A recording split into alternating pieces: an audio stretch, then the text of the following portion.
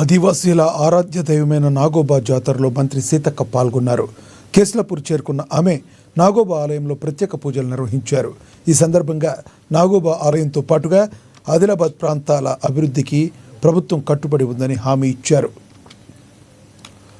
గోదావరి పరివాహక ప్రాంతంలోని పురాతన దేవాలయాలను కలుపుతూ బాసర్ నుంచి భద్రాచలం వరకు ఒక టూరిజం సర్క్యూట్ ఏర్పాటు చేసే ఆలోచనలో ఉన్నట్లుగా మంత్రి సీతక్క వెల్లడించారు. గోదావరి పుష్కరాల నాటికి భక్తులకు అన్ని రకాల వసతులు కల్పించేలా ప్రణాళికలు సిద్ధం చేస్తున్నామన్నారు. ఈ నెల 25తో నాగోబా జాతర ముగుస్తుండగా 28వ తేదీ నుంచి మేడారం సమ్మక్క సారలమ్మ జాతర ప్రారంభం కానుంది. ఈ మహాజాతరకు ఉమ్మడి ఆదిలాబాద్ జిల్లా ప్రజలతో పాటు భక్తులందరూ తరలి రావాలని మంత్రి ధనసరి సీతక్క పిలుపునిచ్చారు.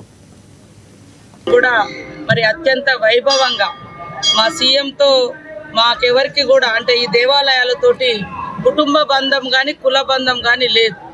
కానీ భక్తుల యొక్క భావాలను అర్థం చేసుకొని బీదలు పేదలు మాస్ పబ్లిక్ వచ్చి మరి ఇక్కడ నాగోబా కానీ ముఖ్యంగా ఆదివాసులకు సంబంధించి అక్కడ ఇలవేల్పులుగా సమ్మక్క సారలమ్మ దగ్గరికి ఇక్కడ దేవుళ్ళు మరి ఆదివాసీ పూజారులు ఆదివాసీ బిడ్డలుగా ఉన్నప్పటికీ ప్రజలు మాత్రము అన్ని కులాలు అన్ని మతాల వాళ్ళు వచ్చి ఇక్కడ మొక్కులు చెల్లించుకోవడం అనేది చాలా సంవత్సరాలుగా నడుస్తున్నది. ఖచ్చితంగా అన్ని వర్గాల ప్రజల యొక్క భక్తిని విశ్వాసాన్ని గౌరవిస్తూ మరి వాళ్ళ వచ్చేటువంటి భక్తులకు సౌకర్యాలు కూడా అన్ని ఏర్పాటు చేస్తాం. ఖచ్చితంగా ఇక్కడ నాగోబా కానీ మేడారం కానీ నాగోబా 25తో అయిపోతుంది. 28 నుంచి మేడారం స్టార్ట్ అవుతుంది.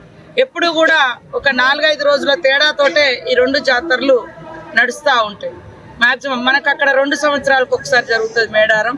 ముఖ్యమంత్రి గారు ప్రత్యేక శ్రద్ధ పెట్టి ఈ గోదావరి పరివాహక ప్రాంతం ఈ అటవీ ప్రాంతంలో వెలిసినటువంటి ఇటు నాగోబాను కానీ అటు వేములవాడ రాజన్న కానీ అటు మరి సమ్మక్క సారలమ్మ విషయంలో కానీ ఎన్నో మంచి కార్యక్రమాలు చేస్తూ ఉన్నారు. వారికి మా అందరి తరఫున కృతజ్ఞతలు రుణపడి ఉంటామని తెలియ